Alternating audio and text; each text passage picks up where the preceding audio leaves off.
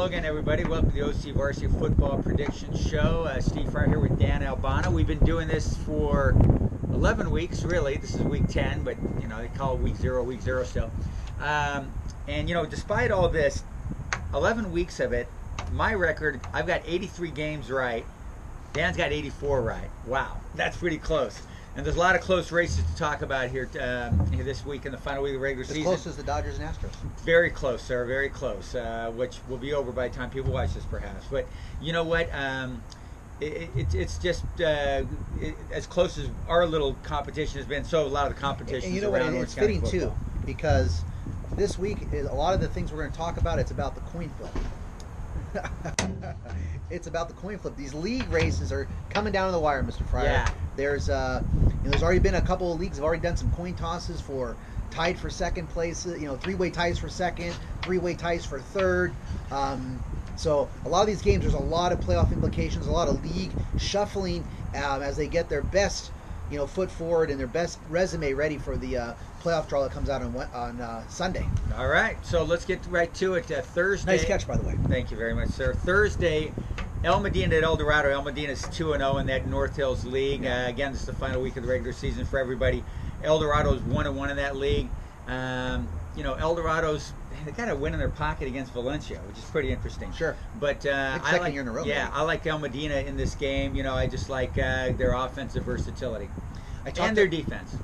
Talked to Golden Hawks coach Zach Lamonda today, and he's telling him, you know, that his team has got to win this game to to have a shot at the playoffs. You know, that El Dorado's in that category.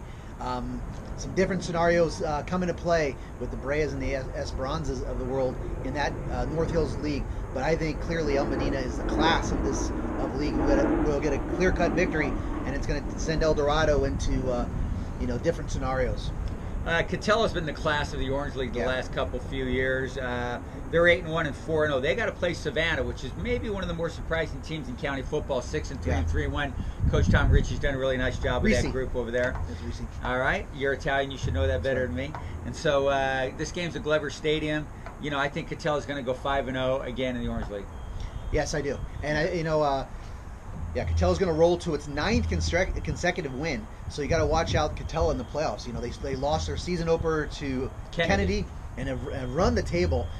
Savannah's in great shape, led by Carlos Hernandez, their special team star, kickoff return, and Sam Delgadillo, their running back.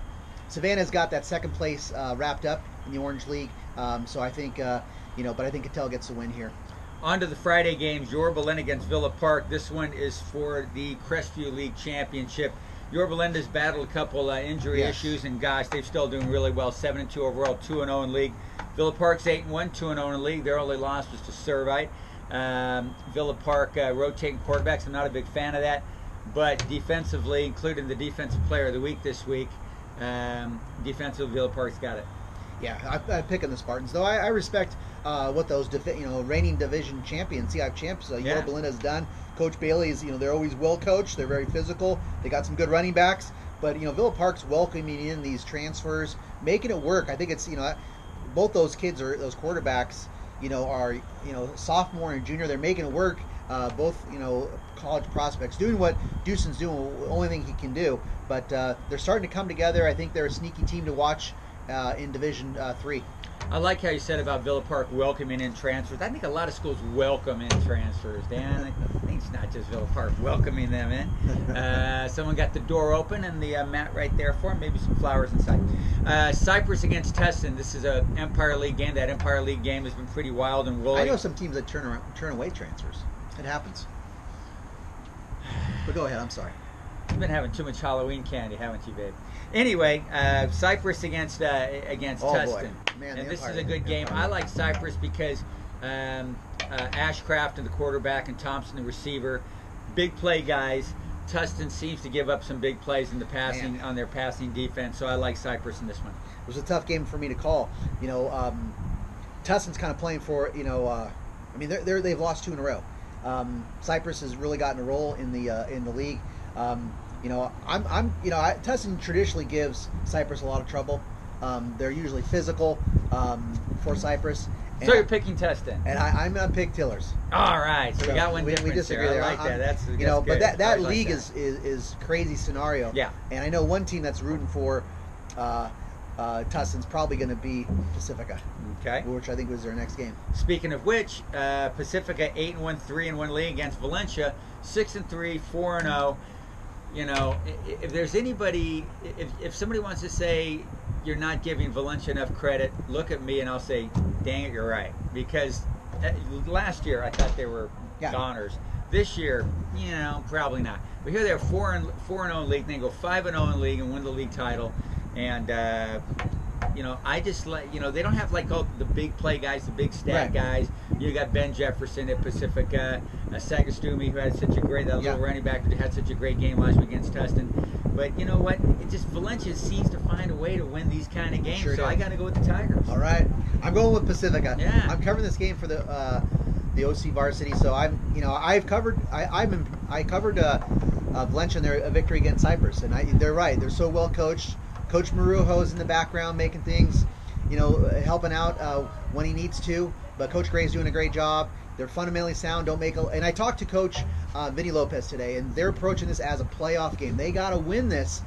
They think to get into playoffs, and they could be CIF champions. They're highly ranked in Division 13. This is a huge game for them. Valencia, I think they're in no matter what. I'm going Pacific because they just have more to play for. Okay, right on. Okay, so over to the Freeway League. La Habra at Fullerton. Both these teams are 4-0 in the Freeway League. La Habra had won 9 straight league titles for their loss to Buena Park. Buena Park took the league title last year. Yep. I like La Habra to reclaim that crown. Yeah, Highlanders making some news this week for, you know, not positive way. You know, they forfeited a loss earlier in the season. Now these teams enter with the same 6-3 records. Fullerton's going to announce their first football Hall of Fame at halftime. Some big time, you know, stars, and their new stadium, which is coming, you know, which is a shiny new area. So it's going to be a packed house at Fullerton. But I still think the Highlanders are going to get the win, and hopefully that distraction for their sake, the distraction of a forfeit, you know, one victory is just in that one victory, and that shouldn't affect them too much in those tough Division II playoffs.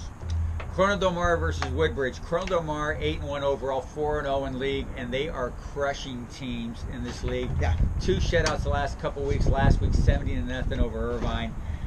Woodbridge started 0-2 with losses to Cyprus and Elmo, and then they've gotten hot, and they go into this game 4-0. You know, Nick Nash was our offensive player of the week. Ran for six touchdowns, passed for a couple. But Corona Del Mar, gosh darn, I think that they're just, you know, happy just to, like William Tecumseh Sherman going through Atlanta as he's leaving Atlanta, Corona Del Mar leaving the Pacific Coast League and just laying waste to everybody, and I see them winning this game by a good measure. Yeah, I'm going Sea Kings all the way, and you're going to listen for the crowd on Friday. You'll hear the applause, the cheer from all those other Pacific Coast League teams that are finally getting some relief. General Sherman. It's been great. They're, you know, back in the day, you know, Woodbridge and CDM were pretty good, and Beckman, when Beckman was on a roll, and I think they played in the CIF final, right? Beckman and years ago. CDM. But those days are all, you know, Dan O'Shea's has taken that program to the next level. Started with Coach Meyer, of course, Scott Meyer.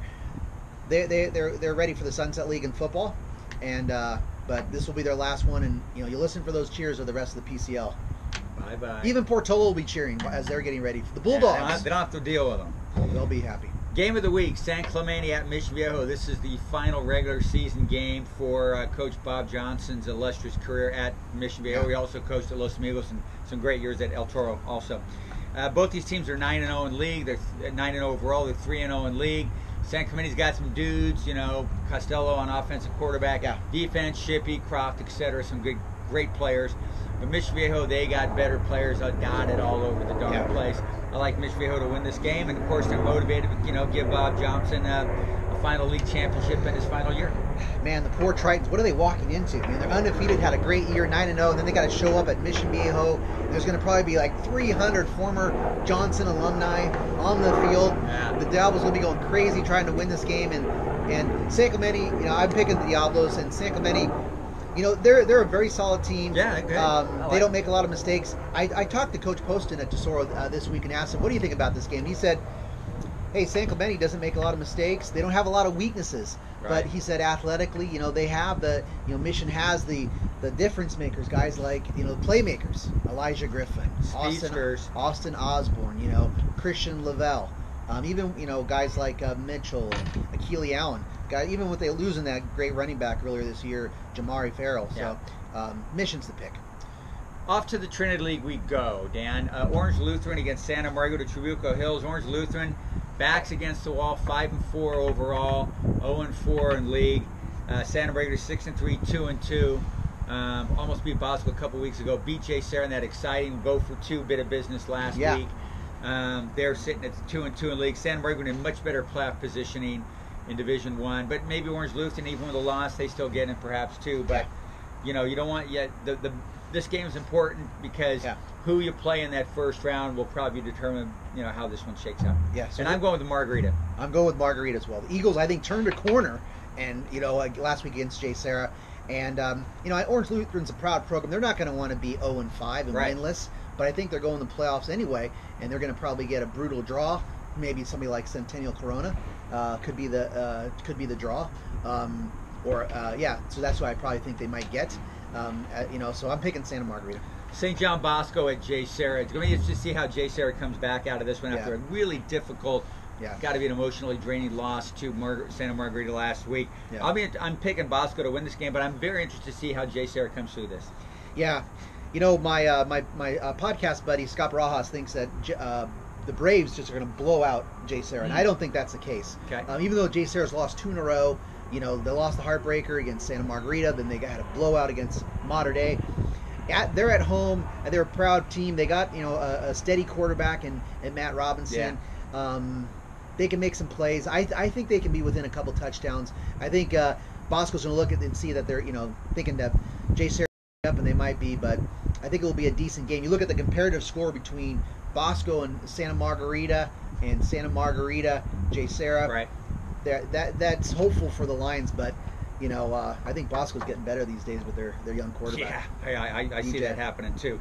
Okay, finally we talk about a great rivalry, no matter how it goes. Servite against Mater Dei at Santa Ana Stadium. Servite's 1-3 in league, 6-3 overall. Mater Dei, of course, 9-0, 4-0 in league. Mater Dei should just really whack them pretty good, you would think. However, it's a rivalry game. Servite's, this is their Super Bowl. Mater Dei guys might be looking ahead to that playoff bracket that'll be released in that OCVarsity on Sunday. But I have a feeling that this Mater Dei team is kind of like loosey-goosey, confident, not too cocky, kind of close to it at times. But I think they're businesslike as well, and I think they take care of business to get the W over Servite. They're gonna roll. This could be Mater Dei should put away by halftime. I think. But Servite's another team. They have a lot of athletes. A lot of pride. A lot of athletes. A lot of pride. It's a rivalry game. Could be a little tense at the beginning. I haven't detected too much cockiness from Mater Dei. I've been impressed with their focus. Obviously, JT, I think, setting the tone. Coach Rollinson setting the tone. And the thing for this game too, what works in Mater Dei's favor is you always have Coach Rollinson. And what's he gonna? He always gets fired up for Servite. Of course. So when your head coach is so fired up every single year to play Servite, I mean that just translates. When your head coach tells you that this is a big game, it's a big game for those players, and they're going to perform. I mean, maybe you can tell us what Coach Rollinson will sound like. Telling them about they're gonna kick Servite's butt. I've hated Servite since the beginning of time. But because he played at Mater Dei, yes, of course he doesn't hate them, but he sure loves beating them. He sure does. And all the veteran coaches respect the other teams, man. They all do. It's going to be a great week. There's some great games. We got to watch out that the Empire League is where we differ on those 2 games. Watch out for the Golden West League. A lot of scenarios there. Watch out for Ocean View maybe in that league. And watch out for this coin flipping thing. Give us one more of those. There's going to be a lot of coin flipping. It's already happened. All right. That's pretty weak. It comes up heads, and that means we're done. All right. So thanks a lot for hanging out with us again. OCVarsity time is going to be playoff time this coming weekend. And we got some great games coming up. So thanks for hanging out with us. And we'll talk to you later. Dan and I will see you on the post-game show late Friday night talking about what the heck happened and what's going to be another fun week of football. Thank you very much.